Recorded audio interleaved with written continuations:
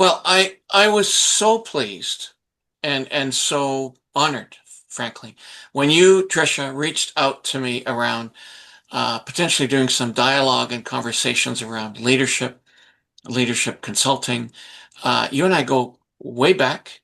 In fact, I think when we first met, I had hair. I don't have much these days, but very much know where you come from. You're senior government executive. You've been involved with government a long time, and we would cross paths in my private sector experience around small business policy, around economic development policy, and I really appreciated talking to you.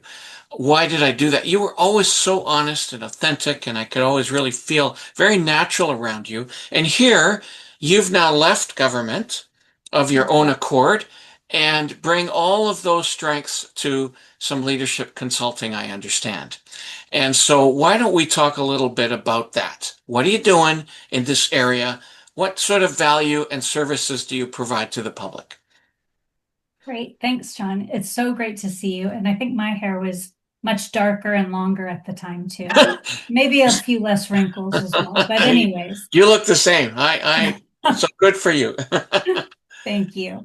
So yeah, I left government officially this past February, but I had been following something that I was really passionate about for a long time, and that is really helping female leaders continue to rise up, get the promotions, feel more seen, more heard, and championed in the workplaces. And so I did create a group called Women Leading in Government. It's for Mhm. anyone who's in the public sector anywhere in North America. And I have a dream to go global one day, Right on. because our work is so different in government. However, as females in leadership, and I have been in the private sector too, I want to inspire and encourage any female leader to continue to move up and grow and serve in the way that they can and that they want to, which is, a little bit unique sometimes compared to what we see with men. Not knocking either one, but I'm just saying, uh, No, and I think females have my heart. yeah, of course, and I think it's worth just referencing that a little bit. In that there's nothing wrong with that. Of course, there's not, but we are different. Uh, Mhm. and intuitively, sometimes instinctively, uh, different pathways to solutions. Okay. Yes. And sometimes they're uniquely different. So you would, um, I think, foundationally the same leadership challenges and growth might exist in public sector as they would in private sector. So you would accept clients on the private sector side, I take it? Oh, absolutely. I Okay. have I have Okay. clients, yeah. So I've been involved in so many different leadership roles in my lifetime. I'm what they call a serial entrepreneur, uh, likely in large part because I am also serially unemployed. I am effectively not unemployable, and so recognized very early that I had to run my own businesses to make a living. We could talk about that over like a decade, but anyway. And so I've come across many instances working with a variety of individuals on boards and in business, etc. Are there some common themes, Trisha, that sort of percolate up within your stories and your experiences in government in female leadership and that we can talk about maybe? Sure. Goodness, there's a ton. So I've been reflecting on some things lately. And one of the things was the myth and the fallacy of keep your head down, work as hard as you can, and you're going to get noticed. And I remember I did that fairly well at my one of my early jobs at Hunter Douglas, the window blind company. I Right. worked in Yeah. their one of their headquarters, and quickly, I'd say within 6 months after working there, I had an assistant manager who left the company. right after a huge product launch. My brand manager ended up on bed rest for mat leave, and our director was let go. Oh, And so I you was were it. boss. I was it. I was the marketing department. And just like dutifully, I should do, I'm sitting there working, head down, getting things done. And after a little while of doing that, sort of trying to hold everything together, I thought, that assistant manager position's open. I think this would be a great time for me because I've been showing my value to talk to our GM about getting that promotion. Hmm. Quickly Hmm. came to realize keeping your head down and working really hard is only valuable if people know what you're doing, know how you're delivering it, understand the value, and importantly, it's aligned with the decision makers. Wow. So that was not a successful thing, but it led Discussion. me to another Mhm. thing that I learned in leadership, which is your resume is, or sorry, part of your relationships are part of your resume. Mm, So that mm, assistant manager headed off to Club Med North America, where mhm. she got settled, ended up having a vacancy, called me up, and I ended up with a promotion anyway through that work. Oh, So, two quick lessons early on in my career that like really shaped the way I think about navigating in the world of leadership, career, job hunting, all of it. that's fascinating. So I think it's sometimes difficult to talk about because one can easily be criticized or misinterpreted. But I think I think there's tremendous value in providing a certain kind of um, subjective service, i.e., leadership training, uh, to a group of people, to a certain profile. And that profile in this instance are women. And so, how is that resonating in the marketplace? And are you getting resistance from anywhere about over this? I'm not getting resistance. I think the reality is that there are people who will question why am I focusing on women and not just any leader? And I think part of that is, John, like if we're realistic about it, we have different ways of moving about in the world, largely. I'm stereotyping, Yeah, but I agree. women still bear the brunt of caregiving activities. Yeah. And I was just about to write a post around how I foolishly thought I would never be part of the sandwich generation because I heard the word generation and my mom went through that. Hmm. And, I hit my 40s and now I've got kids who had some struggles in school and things like that. And then a mother who became terminally ill that I had to care for in a different country, like down in the States. And you realize that that is a huge responsibility. And it's one my brother also carried, but it's just a little bit different when you're the girl, the one who nurtures and things Very like much that. so. Very much so. My wife and I have just gone through a scenario. Her mother has just passed. She was 98 years old, and she lived with us, and we provided two types of care.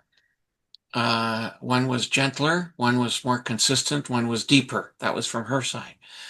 One was more proactive, one was more physical, one was more loud. That was my side.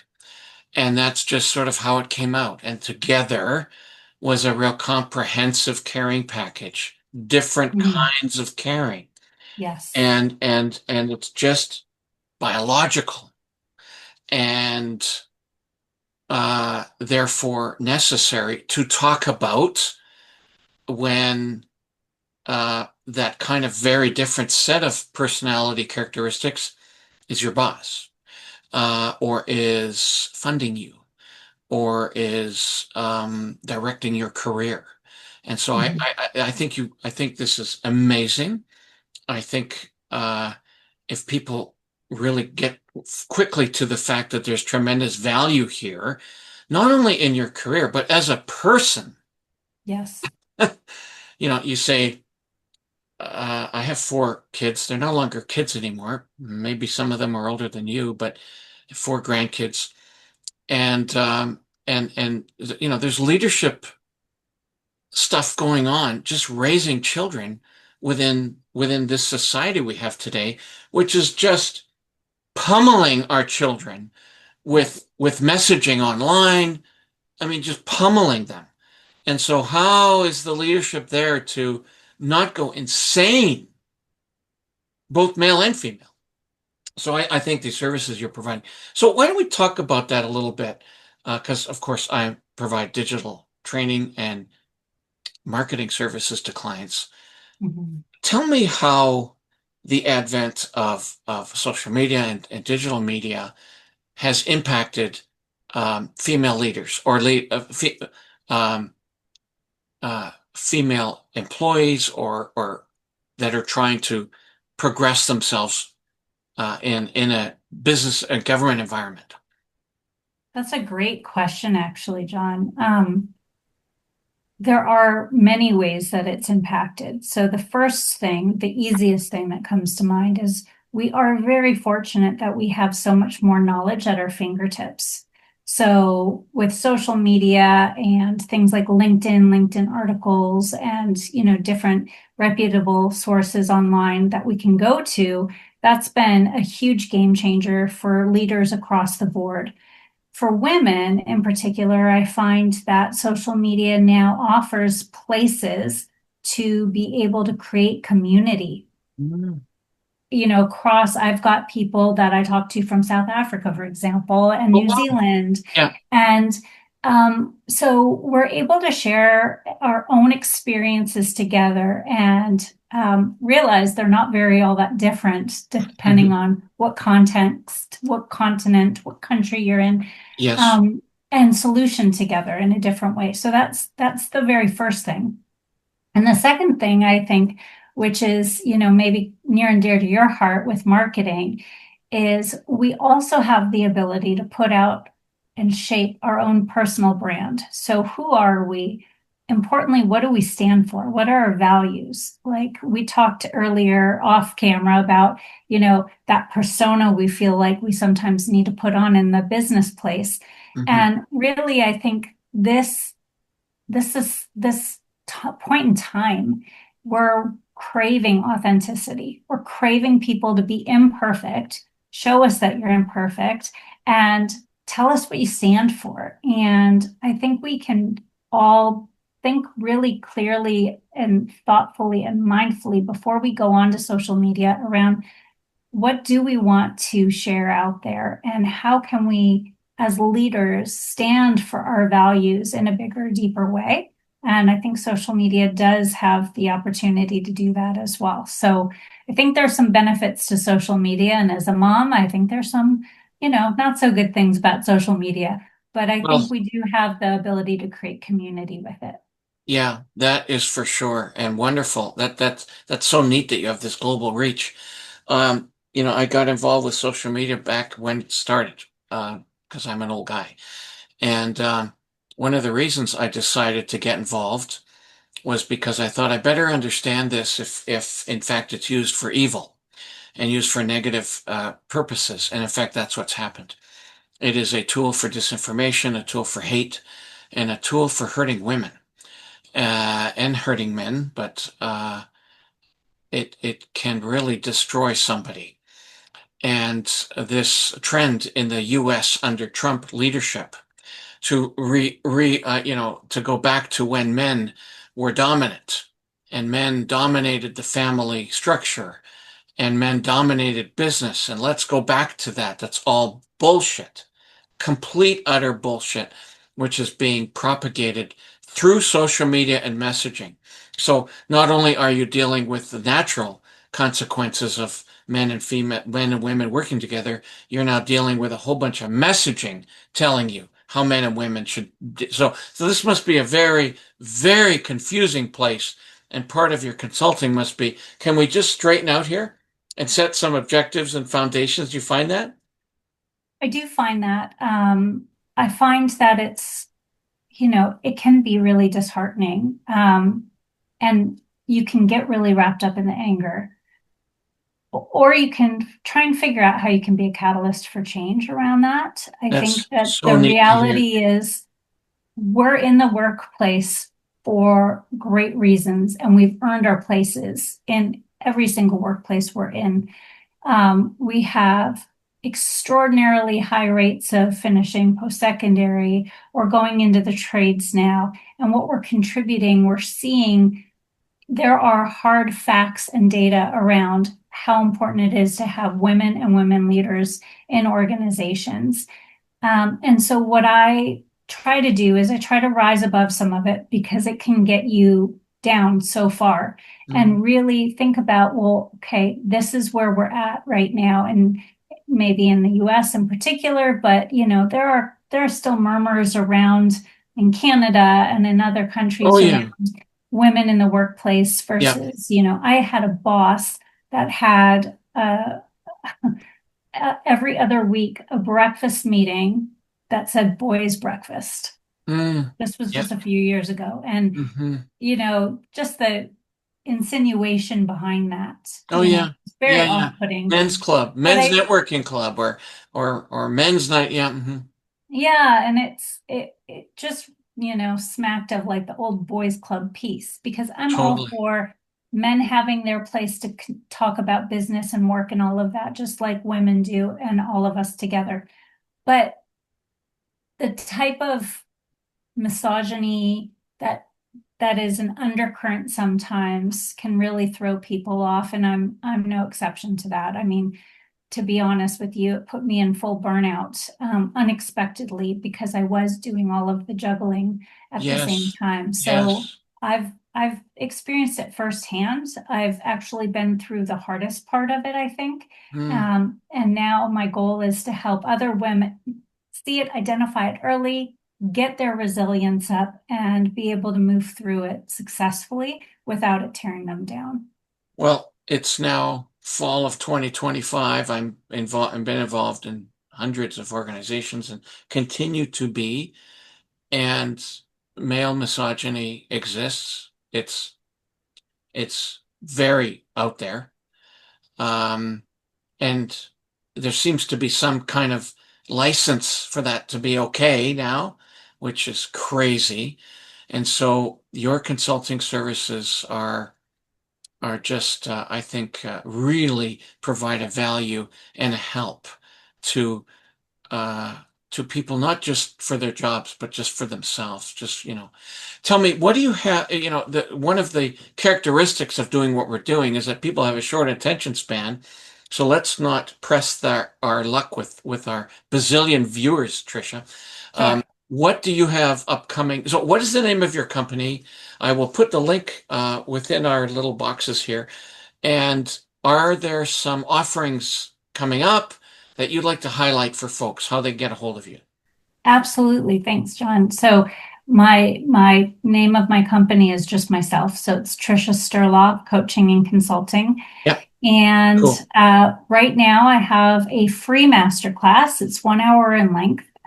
Over the next several days, you can choose a date. And the title of it is The Promotion Blueprint: How Smart Women Get Noticed, Connected, and Next in Line. And again, when I come back down to the culture, I'm trying to create a culture of women supporting women.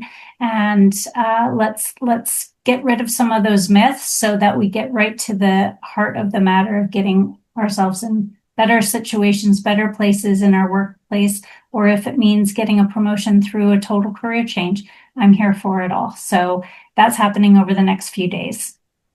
That's amazing. We'll get this out to the public, and I really hope that you and I will chat again. Me too. Thanks so much, John. Of course.